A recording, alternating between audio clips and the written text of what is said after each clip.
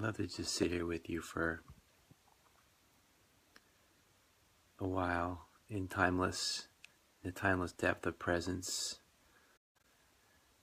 But we'll share some words and we'll keep the timeless depth of presence as the underlying awareness, as the ground of being beyond which all words that move through this space arise and fall back into.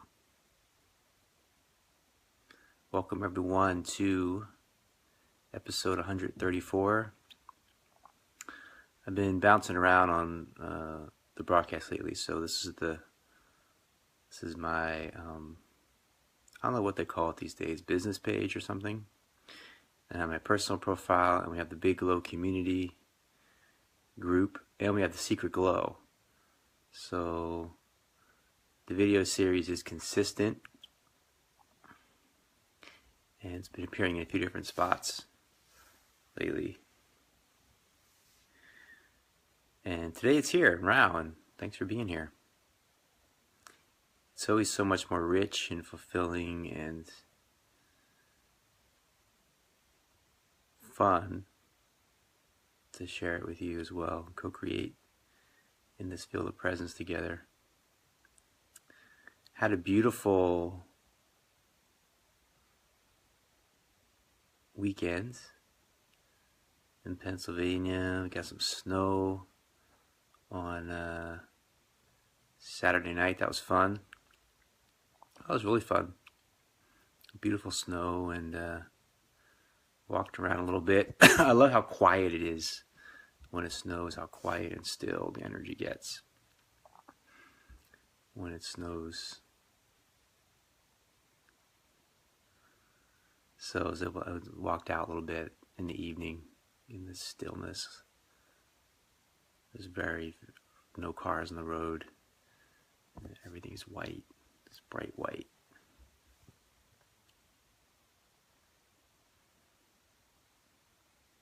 And I actually drove my car a little bit that night. It was my birthday. Thanks for all the birthday wishes, everybody. Welcome, Danielle. It was my birthday for Saturday night, so I drove a little bit to this restaurant a couple blocks down the street, and that was an adventure, getting through the snow on my little Volkswagen Beetle. But it was a sweet weekend, really beautiful, really enjoyable. A lot of time with those that I love.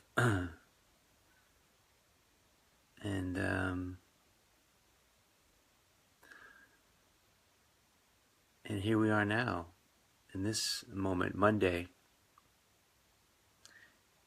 afternoon, just after 12 p.m. Eastern. Thanks, Danielle. So let's do a little bit of meditation, just a couple minutes of meditation, just grounding together and share some thoughts for the theme of the day, and go from there. So take a deep breath. And just close your eyes if you like, or you can leave them open if you'd like. But you're just taking a moment to really rest right now, really relax. Just a moment in the day to relax, just to be here with what is, to not need to worry about anything that may happen in the future, any future moments beyond this one, worry about anything that's happened in the past. Just grounding into this moment, right now, right here together, creating a unified field of presence. And when we gather together in this unified field of presence, there's an intelligence that's exponentially more powerful than there could ever be alone. And in this unified field of presence, insights, epiphanies, inspirations, magic and miracles arise through us as open, clear channels for this universal creative intelligence to move through us in each moment.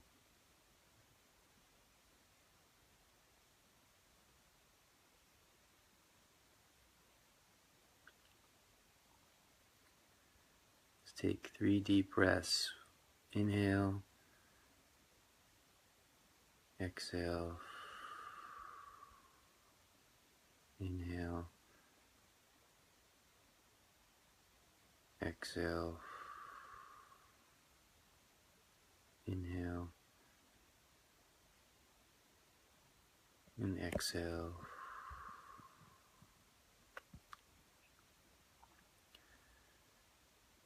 You're ready, open your eyes with fresh, innocent eyes, as if you're seeing life for the first time. Take a few moments to look around the space in silence. Notice if things feel more alive, vibrant, colorful, present, here and now. Welcome to a deeper here and now. Welcome to a deeper here and now. What's amazing is it's always here and now, but as you deepen into this here and now, there's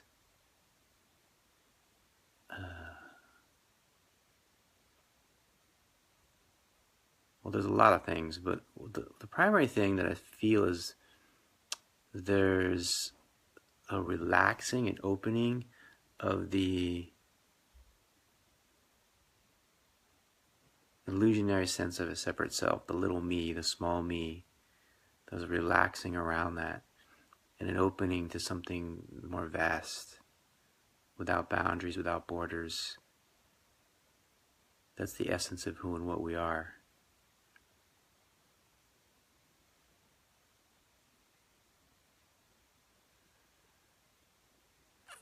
And that's a perfect segue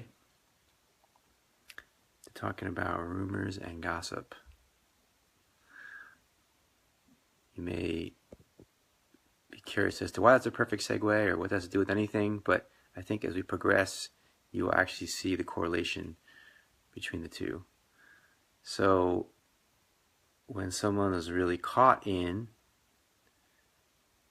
the illusionary sense of separation, really attached and identified to ego, to the story of themselves, they become really also attached and identified to attaching story and identifying other people as that story. And the one reflects the other. The reflections of each other. And it's quite fascinating to observe this. So when someone's sharing gossip and rumors about a lot of different people, negativity around a lot of different people, it can be a bit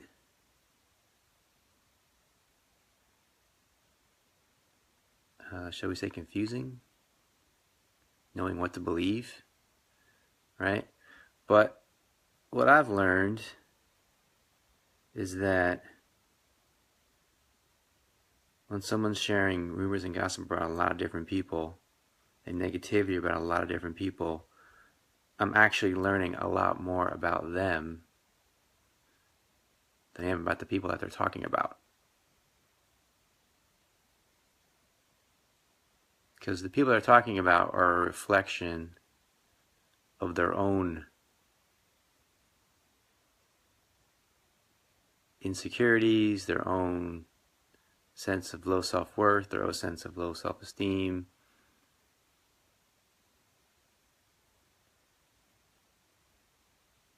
their own sense of self-loathing, etc. So it's a fascinating thing that when you listen to somebody talking about somebody else, we're only ever really talking about ourselves. The other person is a reflection of ourselves. This doesn't mean you can't relay information about another to another, but there's a different quality to that. And you can kind of feel energetically the difference in the quality. If someone's relaxed and they're in a clear state, and they're present with you, and their heart is open, and their mind is open, and they're sharing information that has come to them about another, as opposed to someone who's contracted, who's in a state of anxiety, who's in a state of trauma, who's in a state of panic, who's in a state of stress, who's in a state of worry or paranoia, and the ideas and the stories about other people that come from that state. So in other words, is the person speaking rooted in this vastness, in this infinite abundance inside? Which there's a love that's overflowing in this space that really recognizes and realizes everyone we encounter as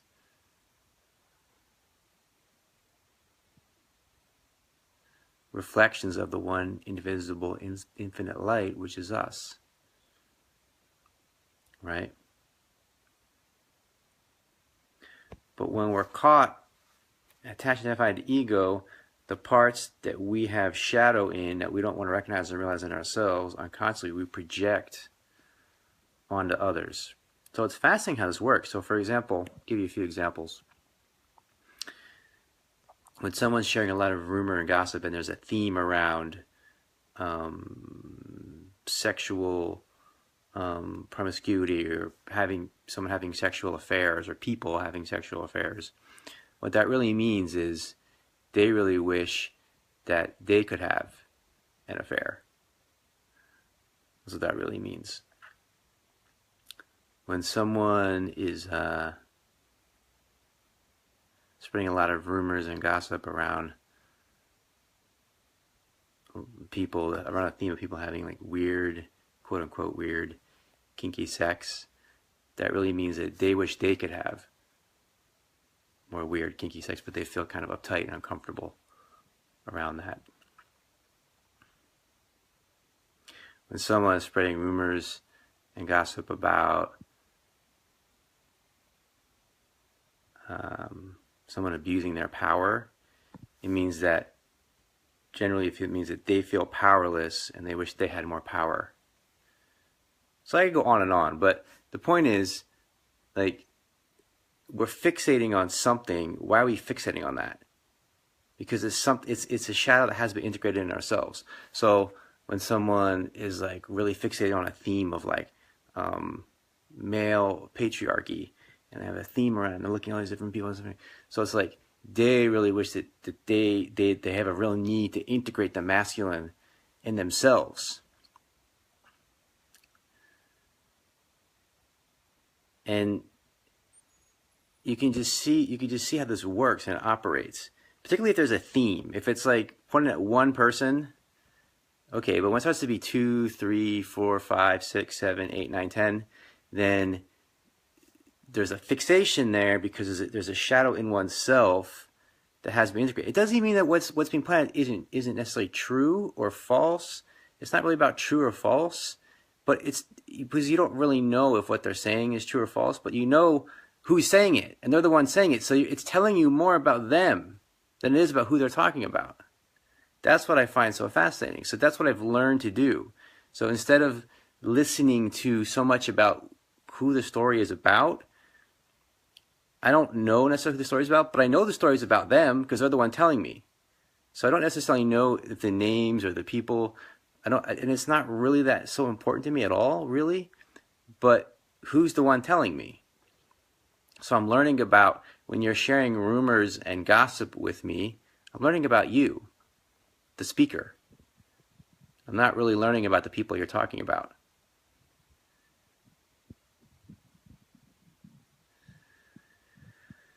And when we become to integrate these aspects of ourselves, when we come to be at peace with these different aspects of ourselves, when we come to be at rest with these different aspects of ourselves, when we come to be empowered in ourselves, when we come to be in a space of self-love and inner peace inside ourselves, this fixation on negativity, which is really resistance, just isn't really there. It just isn't really there.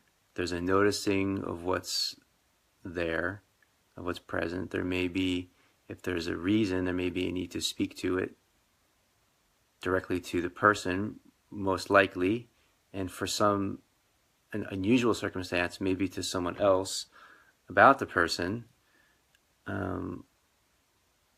But it comes from a place of unification. It comes from a place of recognizing that the other is you. Recognizing that the other is you. Realizing that the other is you. So it comes from the deepest, to say even love, the way we use the term love, is not really even accurate, because we usually use the term love of like, oh, I really love that person, meaning like when they do certain things that make me happy, right? If they do certain things that don't make me happy, I won't love them anymore. But this love is like beyond them doing something or not doing something to make me happy. This love is like literally on the deepest level of realization, on the deepest level of recognition. I'm seeing myself, I'm hearing myself, I'm feeling myself.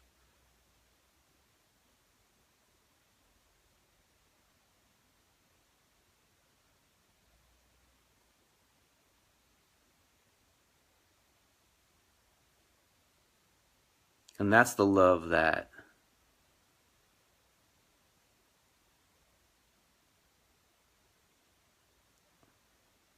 inspires me.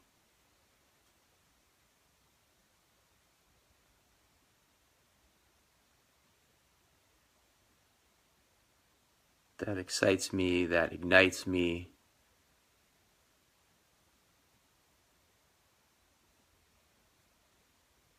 That I'm interested in talking about. And when you get a taste of this love, when you recognize this love, and you get a taste of this love, you get a sense of this love, oftentimes in the most unexpected moments. It could be just walking down the street or sitting in a forest.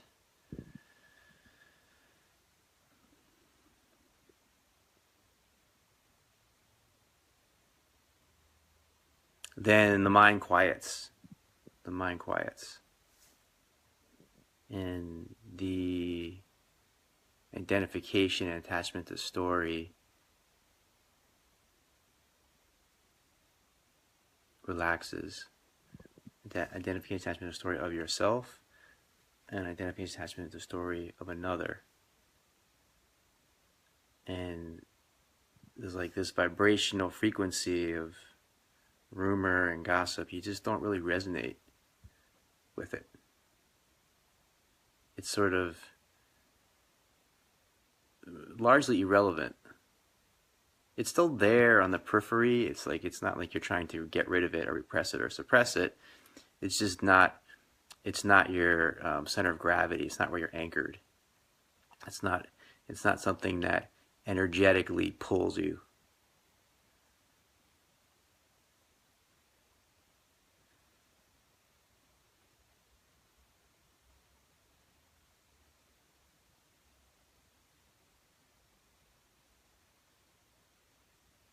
You rest in the essence of the one, and you're able to see the other as who they really are.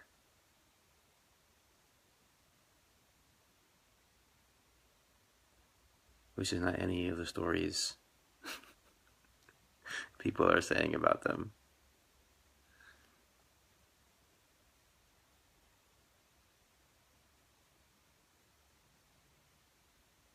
So then people say, well, how do I protect myself, you know? But protection, the greatest protection, and there is some value in having an awareness of what people have done in the past and the stories and all that, right? It's very little value, almost zero, but there is some value in that, because there's some value in everything, otherwise it wouldn't exist. But the greatest way to protect yourself is to be present. The greatest way to protect yourself is to be present, is to be awake, attentive, alert, to be paying attention to who's in front of you, where they're coming from in this moment right now. That's the greatest form of protection you can have. And what are you really trying to protect anyway? Right? There's protecting the physical body. There's protecting things that you own, right? But a lot of times what we're wanting to protect is things that don't even really exist. Ideas in our mind, ideas of who we think we are, ideas of the way other people think us. So it's like this whole thought, we're fighting to protect and battle and have wars over thoughts and stories about each other and who people say you are and people say I am. And it's just not really, when you recognize it's not who you really are, and you realize what a waste of energy it is. And your energy becomes so liberated. So liberated.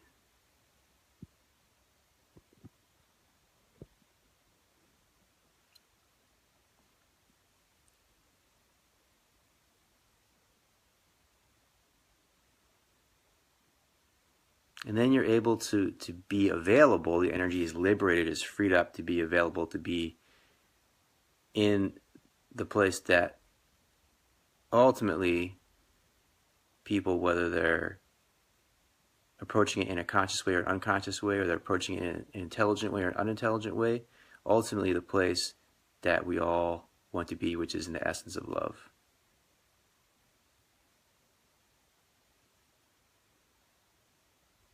Which really means to be here and now. With an open, available heart, with an open, available mind, with an open, available nervous system.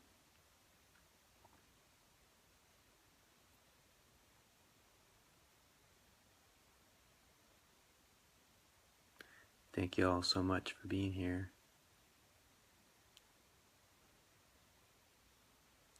Check out the links to delve in more deeply. I have some very exciting retreats to announce very soon. We have the one in April 20th to April 22nd outside of Asheville, North Carolina. And we have some, well, I won't get too far ahead of myself, but there's a retreat in Italy in June, end of June. So look for that real soon. Information and ways to register. Love you guys. See you in the next now. Peace.